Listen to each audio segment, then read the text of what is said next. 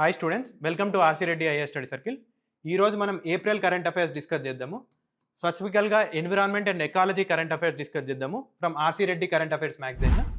ఈ మ్యాగజైన్ని మీరు టెలిగ్రామ్ ఛానల్లో అవైల్ చేసుకోవచ్చు. టెలిగ్రామ్ ఛానల్ లింక్ డిస్క్రిప్షన్లో ఉంది. ఇప్పుడు first topic, Karnataka government Sharavathi river పైన శరావతి హైడ్రో పవర్ ప్రాజెక్ట్ని టేకప్ చేయడం జరుగుతుంది. ఇది 10,000 crore ప్రాజెక్ట్. ఇది pumped hydro power project. So pumped hydro power project, ఈ పంప్డ్ హైడ్రో పవర్ ప్రాజెక్ట్ వల్ల గ్రిడ్కి స్టెబిలిటీ వస్తుంది, ఎలక్ట్రిసిటీ స్టోరేజ్గా ఇది యాక్ట్ కావడం జరుగుతుంది. ఫర్ ఎగ్జాంపుల్ మనకు సోలార్, విండ్ పవర్ ప్రాజెక్ట్స్ తీసుకుంటే సోలార్ ఎప్పుడు ఉండదు, సో సన్ ఉన్నప్పుడే ఉంటుంది. సో విండ్ కూడా మనకు విండ్ స్పీడ్ ఇవన్నీ దాని మీద డిపెండ్ అయి ఉంటుంది.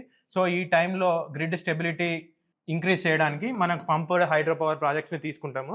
సో వాటర్ని ఇక్కడ కింద నుంచి ఈ పైనకి స్టోర్ చేసుకొని త్రూ లిఫ్ట్ ఏ విధంగా పైన స్టోర్ చేసుకొని ఇక్కడ నుంచి ఈ గ్రిడ్ స్టెబిలిటీ అంటే వాళ్ళకి ఎలక్ట్రిసిటీ సోలార్, విండ్ ద్వారా లేని టైంలో మనకు దీని ద్వారా ఎలక్ట్రిసిటీ, సో వాటర్ని ఇక్కడ నుంచి ఫాస్ట్గా మూవ్ చేసి దీని ద్వారా టర్బైన్ని మూవ్ చేయడం జరుగుతుంది. సో దీని నుంచి ఎలక్ట్రిసిటీ ప్రొవైడ్ చేయడం జరుగుతుంది. సో దీని ద్వారా గ్రిడ్కి స్టెబిలిటీ ఇవ్వడం జరుగుతుంది, as well as electricity storage మెకానిజంగా ఇది వర్క్ కావడం జరుగుతుంది. సో అలాంటి ప్రాజెక్ట్ని మనము Sharavathi hydro power project Karnataka government take up చేయడం జరిగింది. సో ఈ ప్రాజెక్ట్కి state wildlife board and national board for wildlife standing committee ఉంటుంది. National board for wildlife దాని అప్రూవల్, ప్రిన్సిపల్ అప్రూవల్ కూడా రావడం జరిగింది. ఈ ప్రాజెక్ట్కి అగేన్స్ట్గా ఒక పిఐఎల్ ఫైల్ చేయడం జరిగింది. ఈ పిఐఎల్లో భాగంగానే మనకు కర్ణాటక హైకోర్టు నోటీసెస్ పంపించింది. ఎవరికి అంటే సెంటర్కి, స్టేట్కి. సో మీరు ఏ విధంగా ఈ ప్రాజెక్ట్కి అప్రూవల్ ఇవ్వడం జరుగుతుంది, సో దీనివల్ల ఎన్విరాన్మెంట్కి ప్రాబ్లం జరుగుతుంది, సో ఫారెస్ట్ కూడా క్లియరెన్సెస్ చేయడం జరుగుతుంది. సో అందుకనే వీళ్లకు నోటీసెస్ సర్వ్ చేయడం జరిగింది. సో ఇప్పుడు మనము పిఐఎల్ గురించి, ఇది శివమోగా డిస్ట్రిక్ట్స్లో ఉంది. శివమోగా కర్ణాటకలో ఉత్తర కన్నడ డిస్ట్రిక్ట్స్కి ఇది మనకు ఎలక్ట్రిసిటీ సప్లై చేయడం జరుగుతుంది. సో ఈ పిఐఎల్ గురించి డిస్కస్ చేస్తే, PIL any public spirited person మనకి పిఐఎల్ హైకోర్టులో ఆర్ సుప్రీంకోర్టులో మూవ్ చేయడం జరుగుతుంది అండర్ ఆర్టికల్ 32, 226. హైకోర్టులో అయితే 226, సుప్రీంకోర్టులో అయితే అండర్ ఆర్టికల్ 32 దీన్ని ఫైల్ చేయడం జరుగుతుంది. సో ఈ పిఐఎల్ ఒక మూమెంట్, ఒక లీగల్ మెకానిజంని 1980s ఇంట్రడ్యూస్ చేయడం జరిగింది. సో జస్టిస్ కృష్ణ అయ్యర్, భగవతి ఈ పిఐఎల్కి మెకానిజం ఇంట్రడ్యూస్ చేయడానికి ఆద్యులని చెప్పుకోవచ్చు. So any public spirited person అంటే ఎవరన్నా దాన్ని మూవ్ చేసుకోవచ్చు. ఓన్లీ పీపుల్ హూ అంటే ఎవరికైతే ఇంపాక్ట్ ఉంటుందో వాళ్ళే కాకుండా ఎవరన్నా ఈ పిఐఎల్ని మూవ్ చేసుకోవచ్చు. సో ఈ ప్రిన్సిపల్ని అకామిడేట్ చేయడానికి లోకస్ స్టాండీ ఉన్న వాళ్ళే పిఐఎల్ని మూవ్ చేయాలన్న అవసరం లేదనమాట. ఇప్పుడు national board for wild life గురించి డిస్కస్ చేస్తే, national board for wild life ఇది వైల్డ్ లైఫ్ ప్రొటెక్షన్ యాక్ట్ 1972 కింద కన్స్టిట్యూట్ చేయడం జరుగుతుంది. సో ఏమన్నా ప్రాజెక్ట్స్కి ఇన్ ప్రిన్సిపల్ అప్రూవల్ ఇవ్వడం కానీ, so wild life conservation projects తీసుకోవడం కానీ, సో వైల్డ్ లైఫ్కి ఏమన్నా థ్రెట్స్ వస్తే ఈ ప్రాజెక్ట్స్ అవసరమా లేదా అని కన్సిడర్ చేయడం కానీ ఈ national board for wildlife యొక్క ముఖ్య ఉద్దేశము. దీన్ని హెడ్ చేస్తున్నది ప్రైమ్ మినిస్టర్ ఆఫ్ ఇండియా, దీని హెడ్. నెక్స్ట్ స్టాండింగ్ కమిటీ ఉంటుంది. Standing committee, national board for wildlife standing committee, దీన్ని హెడ్ చేస్తున్నది ministry of environment, forest and climate change. ఇప్పుడు second topic, world wildlife day ప్రతి year March 3rd celebrate చేసుకోవడం జరుగుతుంది. ఈ year March 3rd world wildlife day ఒక theme వచ్చేసి medicinal and aromatic plants conserving health, heritage and livelihood. Medicinal and aromatic plants conserving health, heritage and livelihoods. March 3rdనే ఎందుకు మనము world wildlife డేగా celebrate చేసుకుంటామంటే, CITES convention యానివర్సరీని March 3rd. So అందుకనే మనం world wildlife day March 3rd celebrate చేసుకుంటాము. CITES అంటే convention on international trade in endangered species in flora and fauna. Convention on international trade of endangered species in flora and fauna. So endangered species in flora and fauna ఇది sites. ఈ convention 1973 March 3rd దీని anniversary. So ప్రతి year అందుకనే మనము world wildlife day ఆ రోజు celebrate చేసుకోవడం జరుగుతుంది. సో ఇది ఫోర్స్లోకి వచ్చింది 1975. దీన్ని అడ్మినిస్టర్ చేసేది ఈ కన్వెన్షన్ని UNEP. So more than 40,000 species, animal species, plant స్పీసీస్ని ఇది ప్రొటెక్ట్ చేయడం జరుగుతుంది. సో త్రూ కర్బ్స్ దీని ట్రేడ్ని కర్బ్ చేయడము, త్రూ కంట్రోల్ చేయడము, సో ఈ విధంగా చేస్తూ ఈ స్పీసీస్ని కన్జర్వ్ చేయడం జరుగుతుంది. సో ఇండియా 1976లో సిగ్నిటరీ, సైట్స్ యొక్క signatory. So CITES, so international trade ఏ విధంగా జరుగుతుందంటే త్రూ లైసెన్సింగ్ సిస్టమ్. లైసెన్స్ ఉన్న వాళ్ళు మాత్రమే ఈ స్పీసీస్లో ఇంటర్నేషనల్ ట్రేడ్ చేసుకోవచ్చు. ఈ స్పీసీస్ని అడ్మినిస్టర్ చేసుకోవడానికి 3 అపెండిసెస్ ఉన్నాయి. So appendix 1, appendix 2, appendix 3. So appendix 1లో ఎలాంటి స్పీసీస్ ఉంటాయంటే species with are threatened with extension. So ఏదైతే స్పీసీస్ ఎక్స్టెన్షన్లో దగ్గరగా ఉంటాయో సో అట్లాంటి స్పీసీస్ని ఈ అపెండిక్స్ 1లో కేటగరైజ్ చేయడం జరుగుతుంది. ఎగ్జాంపుల్ లయన్, గొరిల్లా ఇట్లాంటివి. ఇట్లాంటి దాంట్లో మనం ట్రేడ్ చేయాలంటే ప్రాపర్ లైసెన్సింగ్ సిస్టమ్ ఉండాలి. ఓన్లీ ఎక్సెప్షనల్ కేసెస్లో మాత్రమే దీని ట్రేడ్ని అలౌ చేయడం జరుగుతుంది. సో అదే కాకుండా అపెండిక్స్ 2లో not threatened with extension. So conserve చేయకుంటే అవి కూడా థ్రెటెండ్ విత్ ఎక్స్టెన్షన్ అయిపోతాయి. సో అట్లాంటి స్పీసీస్ని అపెండిక్స్ 2లో పెట్టడం జరుగుతుంది. ఇంటర్నేషనల్ ట్రేడ్ అలౌ చేస్తారు త్రూ ప్రాపర్ లైసెన్సింగ్ సిస్టమ్.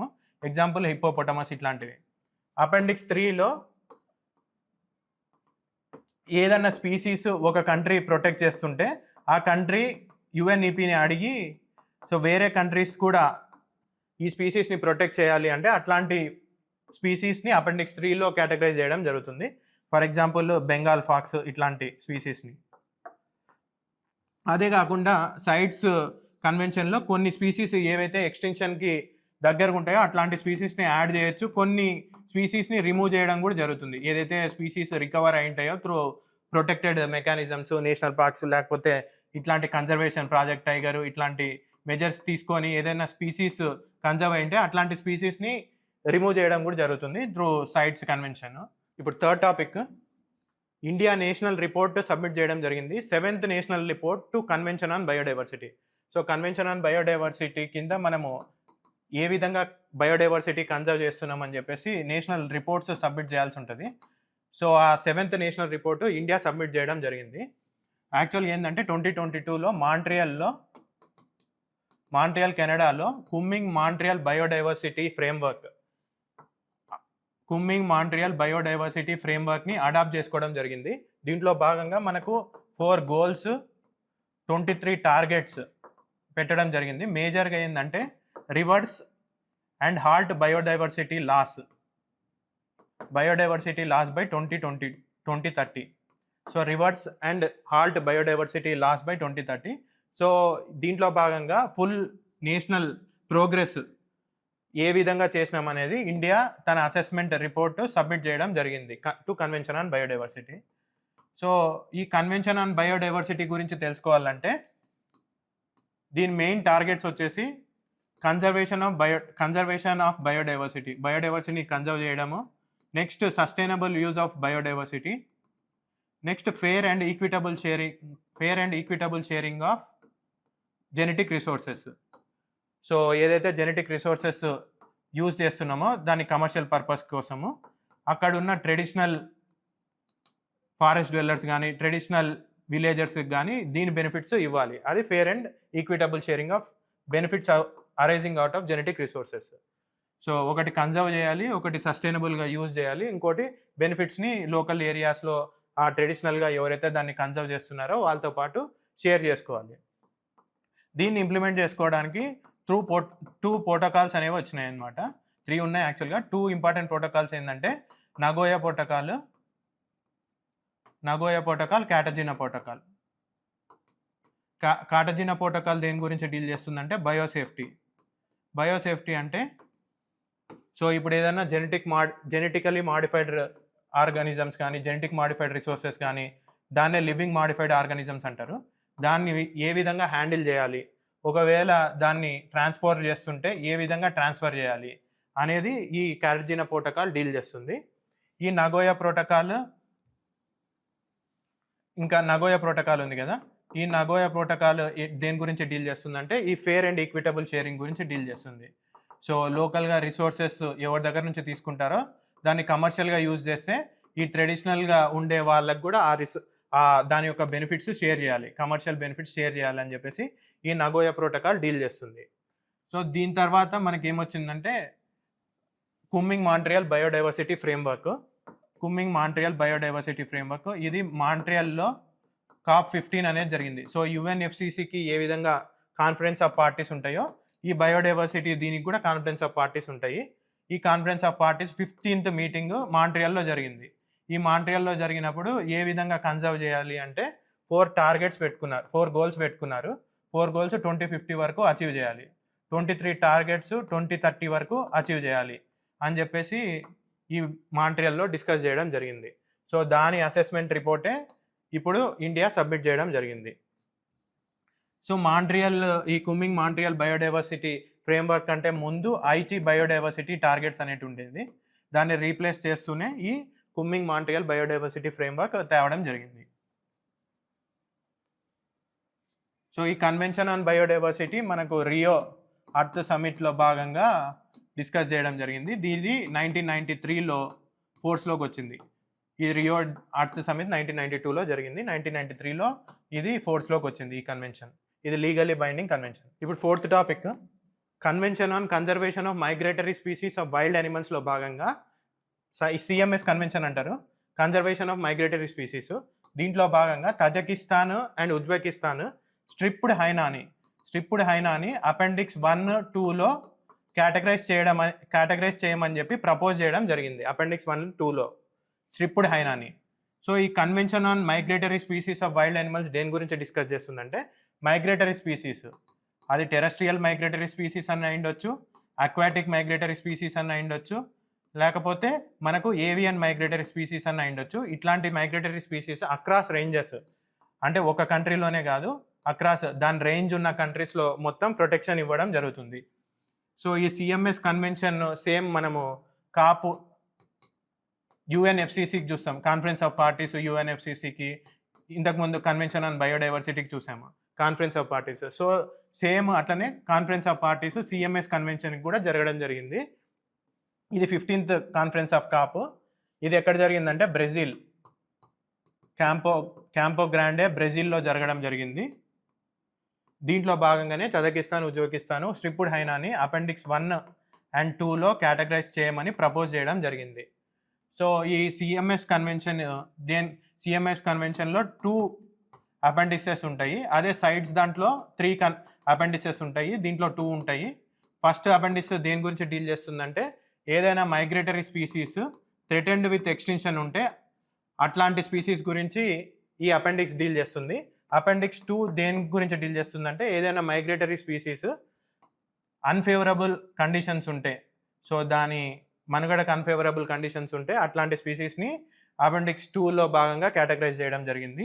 ఈ CMS కన్వెన్షన్లో అపెండిక్స్ 1లో ఏ స్పీసీస్ వస్తాయంటే for example great Indian bustard, Siberian crane, ancient elephant, ఇంకా turtles, olive ridley turtle, leatherback turtle, humpback turtle. So ఇట్లాంటివన్నీ అపెండిక్స్ 1లో భాగంగా CMS కన్వెన్షన్లో వస్తాయి. ఈ CMS కన్వెన్షన్ 1979లో సైన్ చేయడం జరిగింది. ఇది ఫోర్స్లోకి వచ్చింది 1983లో. సో టోటల్గా 2022 నాటికి 133 కంట్రీస్ ఈ CMS కన్వెన్షన్ని సైన్ చేయడం జరిగింది. ఇది ఇంప్లిమెంట్ చేసేది UNEPనే. ఇప్పుడు 5th topic Germany 20 million euro అంటే 180 crores లార్జ్ గ్రాండ్ ప్రాజెక్ట్ని అనౌన్స్ చేయడం జరిగింది. ఇది క్లైమేట్ రెసిలియన్స్ని ఎన్హాన్స్ చేయడానికి ఈ ఫండ్ని అనౌన్స్ చేయడం జరిగింది. ఈ ఫండ్ హై రిస్క్ ఎకోసిస్టమ్స్లో క్లైమేట్ రెసిలియన్స్ని ఎన్హాన్స్ చేయడానికి యూస్ చేయడం జరుగుతుంది. ఈ ఫండ్ని ఇంటర్నేషనల్ క్లైమేట్ ఇనిషియేటివ్లో భాగంగా అనౌన్స్ చేయడం జరిగింది. సో ఇంటర్నేషనల్ క్లైమేట్ ఇనిషియేటివ్లో భాగంగా క్లైమేట్ రెసిలియన్స్ని ఎన్హాన్స్ చేయడానికి, బయోడైవర్సిటీని కన్జర్వ్ చేయడానికి డెవలపింగ్ ఎమర్జింగ్ నేషన్స్లో జర్మనీ ఫండ్స్ అనేది కేటాయించడం జరుగుతుంది. సో ఇండియాలో హై రిస్క్ ఎకోసిస్టమ్స్ ఎక్కడున్నాయంటే Himalayas, north east region, lower Gangetic plains, western Ghats, ఇవి high risk areas for climate రిజిలియన్స్కి కాన్స్టిట్యూట్ చేయడం జరిగింది. సో ఇట్లాంటి వాటికి జర్మనీ అనేది ఫండ్ చేయడం జరుగుతుంది. ఇప్పుడు 6th topic, India first national report on Nagoya protocol. Nagoya protocol access and benefit sharing గురించి డిస్కస్ చేస్తుంది కదా. యాక్సెస్ అండ్ బెనిఫిట్ షేరింగ్ ఇది ఫస్ట్ నేషనల్ రిపోర్ట్ అనేది ఇండియా సబ్మిట్ చేయడం జరిగింది ఈ Nagoya protocol. So Nagoya protocol access and benefit sharing of genetic resources గురించి discuss చేస్తుంది. సో జెనెటిక్ రిసోర్సెస్ ఎవరన్నా కమర్షియల్గా యూస్ చేస్తే ఆ ట్రెడిషనల్ ఫారెస్ట్ డెవలర్స్ కానీ విలేజ్ డెవలర్స్ కానీ ఏ ఏరియా నుంచి తీసుకుంటే వాళ్ళకు ఆ కమర్షియల్ యూజ్ నుంచి వచ్చిన ప్రాఫిట్స్ వీళ్ళకు కూడా షేర్ చేయాలనేది ఈ నగోయా ప్రోటోకాల్ డిస్కస్ చేయడం జరుగుతుంది. దీంట్లో భాగంగా ఇండియా ఏమేం ప్రోగ్రెస్ చేసింది అని నేషనల్ రిపోర్ట్లో మెన్షన్ చేయడం జరిగింది. సో దీని అసెస్మెంట్ ఎప్పటి నుంచి జరిగిందంటే 2017 నుంచి 2025 వరకు ఏమేం ప్రోగ్రెస్ నగోయా ప్రోటోకాల్లో చేసినామని చెప్పి ఈ రిపోర్ట్లో మెన్షన్ చేయడం జరిగింది. సో ఈ నగోయా ప్రోటోకాల్ కన్వెన్షన్ ఆన్ బయోడైవర్సిటీలో భాగంగా దీన్ని డిస్కస్ చేయడం జరిగింది. So convention on biodiversity 1992 Rio earth సమిట్లో భాగంగా దీన్ని తేవడం జరిగింది. 1993లో ఇది ఫోర్స్లోకి వచ్చింది. టోటల్గా 196 కంట్రీస్ దీంట్లో భాగంగా ఉన్నాయి. ఇది ఒక legally binding agreement convention on biodiversity. Convention on బయోడైవర్సిటీని ఇంప్లిమెంట్ చేయడానికి 2 ప్రోటోకాల్స్ ఉన్నాయి, Nagoya protocol, Cartagena protocol. So Nagoya protocol అంటే యాక్సెస్ అండ్ బెనిఫిట్ షేరింగ్, అదే జెనెటిక్ రిసోర్సెస్ నుంచి ఏదన్నా కమర్షియల్గా యూజ్ చేసుకుంటే ఏ ఏరియా నుంచి రిసోర్సెస్ యూజ్ చేసుకుంటే వాళ్ళకు ఆ ట్రెడిషనల్ ఫారెస్ట్ డెవలర్స్ లేకపోతే ట్రెడిషనల్ నాలెడ్జ్ యూజ్ చేసుకొని ఈ విధంగా చేస్తారు కదా, ఆ ట్రెడిషనల్ నాలెడ్జ్ ఎవరి దగ్గర నుంచి తీసుకుంటారో వాళ్ళకు ఈ కమర్షియల్గా యూజ్ చేసిన దాంట్లో ప్రాఫిట్స్ అనేవి షేర్ చేయాలి. ఇంకోటి కాటజినా ప్రోటోకాల్, ఇది బయోసేఫ్టీ గురించి డిస్కస్ చేస్తుంది. అంటే లివింగ్ మాడిఫైడ్ ఆర్గానిజమ్స్, ఏదైనా జెనెటిక్ మాడిఫైడ్ ఆర్గానిజమ్స్ ఓ కంట్రీ నుంచి ఇంకో కంట్రీలోకి మూవ్ కావాలంటే ఏ విధంగా మూవ్ కావాలి, బయోడైవర్సిటీ క్లియరింగ్ హౌస్ అనేది ఉంటాయి. So biosafety clearing house, so అట్లాంటి దాంట్లో నుంచి లైసెన్సింగ్ మెకానిజం ఏమైనా తీసుకోవాలా, సో ఏ విధంగా మానిటర్ చేయాలి, అవన్నీ వీరు డీల్ చేయడం జరుగుతుంది. ఇట్లాంటి దానిలోని ఏ విధంగా స్టోరేజ్ హ్యాండిలింగ్ చేయాలి లివింగ్ మాడిఫైడ్ ఆర్గానిజమ్స్ని అని కూడా ఈ ప్రోటోకాల్ డీల్ చేయడం జరుగుతుంది. సో దాంతోపాటు ఈ కన్వెన్షన్ ఆన్ బయోడైవర్సిటీని ఇంప్లిమెంట్ చేయడానికి ప్రతి ఇయర్ మనకు కాప్ సమిట్ అనేవి జరుగుతాయి. So conference of parties summit 15లో మాంట్రియల్ బయోడైవర్సిటీ ఫ్రేమ్వర్క్ అనేది రావడం జరిగింది 2022లో. సో దీంట్లో 4 goals 23 టార్గెట్స్ ఉంటాయి. 4 goals బై 2030 దాన్ని అచీవ్ చేయాలి, 2050 అచీవ్ చేయాలి. 23 టార్గెట్స్ బై 2030 దీన్ని అచీవ్ చేయాలి. సో మెయిన్గా ఏంటంటే 30/30 ఉంది, అంటే 30% ఆఫ్ వరల్డ్ ల్యాండ్ అండ్ సీని కన్జర్వ్ చేయాలి బై 2030 అని చెప్పేసి వన్ ఆఫ్ ద గోల్ ఈ కుమింగ్ మాంట్రియల్ బయోడైవర్సిటీ ఫ్రేమ్వర్క్లో భాగంగా. సో దీనికంటే ముందు ఐచి టార్గెట్స్ అనేవి ఉండేవి, ఐచి బయోడైవర్సిటీ టార్గెట్స్. ఈ ఐచి బయోడైవర్సిటీ టార్గెట్స్ని రీప్లేస్ చేస్తూ మనకి ఈ కుమింగ్ మాంట్రియల్ బయోడైవర్సిటీ ఫ్రేమ్వర్క్ అనేది రావడం జరిగింది. అంతేకాకుండా ఇండియాలో ఏ విధంగా దీన్ని ఇంప్లిమెంట్ చేస్తారు అంటే త్రూ బయోడైవర్సిటీ యాక్ట్, నగోయా ప్రోటోకాల్ని ఏ విధంగా ఇంప్లిమెంట్ చేస్తారంటే త్రూ బయోడైవర్సిటీ యాక్ట్ 2002. సో దీంట్లో భాగంగా 3-tier మెకానిజం ఉంటుంది. నేషనల్ లెవెల్లో నేషనల్ బయోడైవర్సిటీ అథారిటీ ఉంటుంది, చెన్నై దీని head quarters. Next state biodiversity boards ఉంటాయి. దాని తర్వాత లోకల్ లెవెల్లో బయోడైవర్సిటీ మేనేజ్మెంట్ కమిటీస్ ఉంటాయి. ఇది లోకల్ బాడీస్ త్రూ ఎలెక్ట్ కావడం జరుగుతుంది దీనికి మెంబర్స్. ఈ coordinated approach, so national level, state level, local లెవెల్లో త్రూ కోఆర్డినేటెడ్ అప్రోచ్లో ఈ నగోయా ప్రోటోకాల్ని ఇంప్లిమెంట్ చేయడం జరుగుతుంది. సో అంతేకాకుండా ఈ కన్వెన్షన్ ఆన్ బయోడైవర్సిటీని ఏ విధంగా ఇంప్లిమెంట్ చేస్తారు అంటే యాక్షన్ ప్లాన్స్ ఉంటాయి. National biodiversity action and strategy framework ఉంటుంది, ఫ్రేమ్వర్క్ ఆర్ ప్లాన్స్. సో ఈ విధంగా మనకు నేషనల్ లెవెల్లో ఈ కన్వెన్షన్ని, ఈ ప్రోటోకాల్స్ని ఇంప్లిమెంట్ చేయడం జరుగుతుంది. అంతేకాకుండా క్యాలీ ఫండ్ అనేది ఒకటి ఉంటుంది. క్యాలీ ఫండ్ ఇది 2025లో దీన్ని తేవడం జరిగింది. ఈ Cali fund digital sequence information so digital sequence information ఇప్పుడు జెనెటిక్ రిసోర్సెస్ మనకు డిజిటల్గా కూడా స్టోర్ చేసుకోవడం జరుగుతుంది కదా. డిజిటల్గా స్టోర్ చేసుకున్న దాన్ని ఏమైనా కమర్షియల్గా యూజ్ చేసుకుంటే అట్లాంటి వాటిని కూడా దాని బెనిఫిట్స్ కూడా లోకల్ ట్రెడిషనల్ ఫారెస్ట్ డీలర్స్ కానీ లేకపోతే ఎవరైతే ట్రెడిషనల్ నాలెడ్జ్ని హోల్డ్ చేస్తున్నారో వాళ్ళకు షేర్ చేసుకోవాలని చెప్పేసి ఈ క్యాలీ ఫండ్ డీల్ చేయడం జరుగుతుంది. ఇప్పుడు 7th topic, coal gasification India's energy సెక్యూరిటీలో ఇంపార్టెంట్ రోల్ ప్లే చేస్తుందని చెప్పేసి యూనియన్ మినిస్టర్ చెప్పడం జరిగింది. సో కోల్ గ్యాసిఫికేషన్ చేయడం వల్ల మనకు ఇంపోర్ట్ డిపెండెన్సీ తగ్గుతుంది. సో ఎనర్జీ సెక్యూరిటీకి అది బూస్ట్ అవుతుంది. ఇంకా ఈ కోల్ గ్యాసిఫై చేసిన కోల్ ఇండస్ట్రియల్ యూజెస్ కూడా ఉంటాయి కాబట్టి ఇండస్ట్రియల్ గ్రోత్కి కూడా ఇది యూజ్ అవుతుందని చెప్పుకోవచ్చు. సో కోల్ని ఏ విధంగా గ్యాసిఫై చేస్తారంటే కోల్ని with limited amounts of oxygen, steam at high temperatures submit చేసి కోల్ని గ్యాసిఫై చేయడం జరుగుతుంది. ఈ గ్యాసిఫై చేసిన కోల్ గ్యాసిఫికేషన్ కాబట్టి ఎన్విరాన్మెంటల్ హెజార్డ్స్ కూడా తగ్గుతాయి, ఎందుకంటే పొల్యూషన్ లెవెల్ తగ్గుతుంది కాబట్టి. ఈ గ్యాసిఫై చేసిన కోల్ దీన్ని ఏమంటారంటే సిన్ గ్యాస్ అంటారు. ఈ సిన్ గ్యాస్ కంపోజిషన్ ఏముంటుందంటే CO, carbon monoxide, limited amounts of CO2, hydrogen, methane ఇవి ఉంటాయి. So methane most important component కదా గ్యాసిఫిక్ అంటే గ్యాసెస్లో. So limited amounts of CO2 ఉంటుంది కాబట్టి పొల్యూషన్ లెవెల్స్ కూడా తగ్గుతాయని చెప్పుకోవచ్చు.